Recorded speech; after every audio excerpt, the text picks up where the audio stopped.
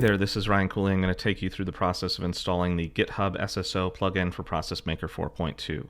I'm on the admin settings page under the SSO tab, and I'm going to go down here and enable the GitHub app. Click on the GitHub tab that pops up. You can see there are three different options that come up: the client ID, client secret, and redirect. So I'm going to go into my GitHub application settings. You can see here it already has the client ID for me. I'm going to go ahead and copy that, and then take it into ProcessMaker and paste it in and save that. Setting was updated. Now I need to find the client secret. You can see I've already created a previous client secret, but I can't copy it because it is secret, so I'm going to go ahead and generate a new one. It has now added that for me, so I'm going to go ahead and copy that to my clipboard and paste it in. Now you see this third option here. It is the redirect URL. It is read-only, but I'm going to go ahead and copy it to my clipboard, and then I'm going to go back to the GitHub settings.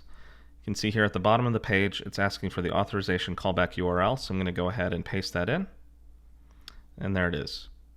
Now I'm going to go back to the ProcessMaker login page, click on the GitHub authentication option that it has added, and I'm going to go ahead and log in.